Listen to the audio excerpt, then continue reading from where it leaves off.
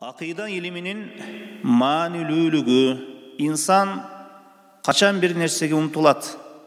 Oşol nersenin manilүүлүгүн, zarıldığın düşünüp jetse, aga umtulat. Eger oşol nersenin zarıldığın jana manilүүлүгүн düşünüp jetpese, aga umtulbayt.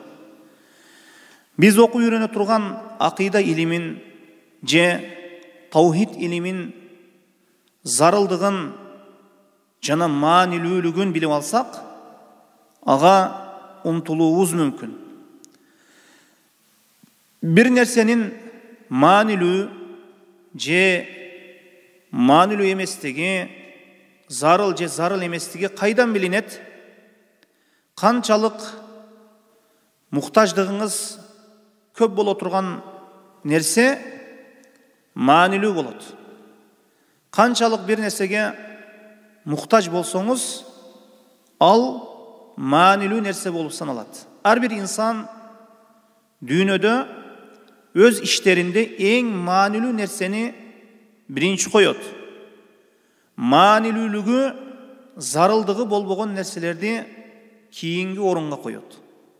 Адатта буга мисалдар көп. Bir kişinin бары жогу 50 сому бар дейлик. Башка акчасы жок. Же bir kişinin 200 сому бар дейлик. Башка акчасы жок. Ал семишке алып чыкпайт да, ал жашоосун сактап кала турган маанилүү нерсеге колдонот ошол акчаны. Дагы бир мисал, bir kişi bir kança oorуларга чалынган, дарыланса, кайсынысынан баштайт. Ошол оорулардын кебири кант диабетине байланыштуу болсо, кебири дене мүчөлөргө байланыштуу болсо, кант диабетине байланыштуу оорусун дарылоодон баштайт. Дагы бир мисал, bir kişi жер сатып алды. Ошол жерине эмнени куруудан баштайт. Биринчи ажаткана салуудан, ажаткана куруудан баштайт. Анткени зарыл нерсе, демек киши өз жашоосунда мусулман болсун, капыр болсун, ал өз ишин тартиптеп, маанилүү болгон нерсени биринчи орунга коюп алат. Кайсы нерсе маанилүү, кайсы ишти биринчи орунга коюу керек? Адамдар эми бул маселеде түрдүүчө болушат. Бири-биринен айырмаланышат. Бир нерсенин маанилүү деп санаган нерсени экинчи бир киши маанилүү деп билбөөсү мүмкүн. Муну айтканымдын себеби, дүйнөлүк иштерде бир нерсе бир инсанга маанилүү, ал нерсени биринчи орунга коёт өз жашоосунда. Экинчи бир инсанга маанилүү эмес, ал башка бир нерсени маанилүү деп эсептейт. Мисалы, ооруп турган адамга ден соолук эң маанилүү нерсе. Ал бар нерседен ден соолукту биринчи орунга коёт. Экзамен тапшырып жаткан студентке экзаменден өтүп алуу эң маанилүү нерсе. Дагы бир мисал, жер айдаган дыйкан үчүн үрөндү өз убагында сээп алуу эң маанилүү нерсе. Бирок ушундай бир нерсе бар, ар бир инсан үчүн маанилүү. Жана маанилүү нерселердин ичинде эң маанилүү нерсе бул акыйда илимин окуп үйрөнүү. Мындайча айтканда, тауhid илимин окуп үйрөнүү. Мунун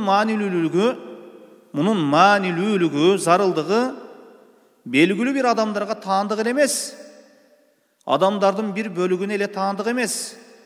Мунун маанилүүлүгү, зарылдыгы жана маанилүү нерселердин ичинде биринчи орунда турган жана анын маанилүүлүгүн, зарылдыгын сезейлик, сезбейлик, бул илимдин зарылдыгын ким түшүнүп жетет? Аллах жана анын элчисине иман келтирген киши гана. Акырет бар, дүйнө убактылуу, башка жашоо күтүп жатат, тозок бейиш бар деп иман келтирген киши гана бул таухид илимин кадырын жана маанилүүлүгүн, зарылдыгын түшүнүп жетет. Эми буга ишенбеген адам акыйда илимин, таухид илимин бир тыйынга албайт. Анын оюна да келбейт. Жашоосунда маанилүү нерсе деп да эсептебейт, зарыл нерсе деп да эсептебейт. Анткени ал акыреттеги боло турган нерсеге иман келтирбейт да. Өлүшүм менен жашоо түгөйт дегендерге бул акыйда илими, таухид илими маанилүү эмес, зарыл эмес. Акыйда илими маанилүү жана зарыл илим экен. Бул илимди биринчи орунга коюп айттык. Мунун маанилүүлүгүн жана зарылдыгын санап өтөйлү. Биринчиси каунуху хаккуллахи таала. Бул акыйда Аллах Тааланын акысы. Аллах Тааланын кыяматта бизден талап кыла турган акысы. Кыяматта бул акыйда акы дегенде эмнени көздө тутабыз? Акым бар дейбиз. Баланчыда акым бар дейбиз. Бул дегени андан талап кыла турган акым бар дегени.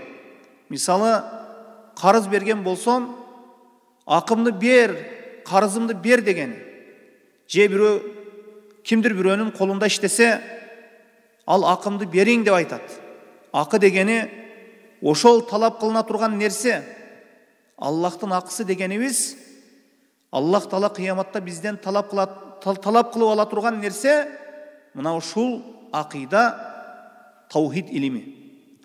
Акыйда ошол таухид илими. Анткени акыйда илиминин эң негизгиси Аллах Таалага иман келтирүү деп айттык. Бул таухид Аллахты бир деп билүү. Аллахтын бир өзүнө иман келтирип, ал затка бир нерсени шерик кошпоо, бул акыйда илиминин эң маанилүү бөлүгү жана бул Аллахтын акысы деп айттык. Ошондуктан Муаз ибн Джабал радыйаллаху анхудан риваят кылынган хадисте айтылат: Ан Муаз ибн Джабал радыйаллаху анху قال: كنت رديف النبي صلى الله عليه وسلم على حمار. Пайгамбар саллаллаху алейхи вассалам менен биргеликте эшекте ал кишинин артына учкаштым. فقال لي يا معاذ أتدري ما حق الله على العباد وما حق العباد على الله؟ قلت الله ورسوله أعلم. Ошондо о Муаз, Аллахтын пенделеринин үстүндөгү акысын билесиңби деп айтты.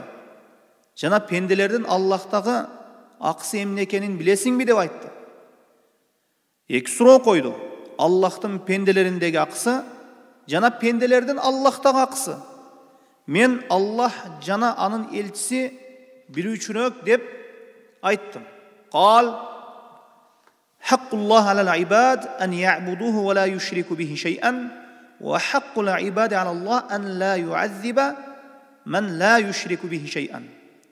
Айтты Пайгамбарыбыз саллаллаху алейхи вассалам: Аллахтын пенделериндеги акысы ибадатта Аллахтын жалгыз өзүнө гана ибадат кылуулары, жана ага эч бир нерсени шерик кошпоолору, жана пенделердин Аллахтагы акысы Аллахка эч бир нерсени шерик кошпогон адамды пенделерин азаптоосу, азапка салбоосу деп айтты. Бухари, Муслим риваят кылган хадис.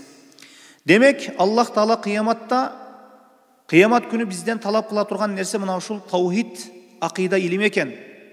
Аллахтын пенделеринде акысы бар экен, жана пенделердин Аллахта акысы бар экен. Мына ушул өз ара талап кылына турган нерсе бул таухид, ошол акыйда илим экен. Эми Аллахтын акысын орундоону кайсы илимден үйрөнөбүз? Акыйда илиминен үйрөнөбүз. Акыйда илимин окуп үйрөнүү менен инсан Аллахка кандай ибадат кылуу керек экендигин, ибадатта ага шерик кошпоону үйрөтөт, жана кандай ибадаттар ширки ибадат болуп калат. Жана муну менен пенде Аллахтын акысын жана өзүнүн акысын орундайт. Анткени өз ара акы укуктар кимге таандык болуусуна карап да ар кандай болот. Мисалы ер кишинин аялынын үстүндөгү акысы бар. Жана аялдын эринин үстүндө акысы бар. Qoşunalardın bir-birinde ақысы бар. Туғандардың bir-birinde ақысы бар. Başka insanlara қарағанда ата-ененің ақысы көбірек. Анткени başka адамдарға қарағанда insanға көп жақсылық қылған ата-ене болып саналады. Ошондуктан ата-ененің ақысы başkalarının ақысынан үстем тұрады. Пайғамбар Мұхаммед саллаллаху алейхи вассаламдың ақысычы ата-ененің ақысынан да үстем тұрады. Ким ата-енені урмат қылуға үндеген ким? Ким ата-енені урмат қылуға үндеген ким? Пайғамбар Мұхаммед саллаллаху алейхи вассалам. Көп ата-енелер жақсылық қылса, дүйнөлік тарауынан жақсылық қылады. Пайғамбар саллаллаху алейхи вассалам инсанды қандай қылып бейішке кірүүсүн, жана тозоқтон құтылусын, мына ушунун жол жобосун көрсөтүп кетти. Жана эми Аллахтын ақысы болса, ар кандай акыйда эми баарынан үстөм турат. Аллахтын ақысы Пайғамбарыбыз саллаллаху алейхи вассаламдын ақысынан да үстөм турат.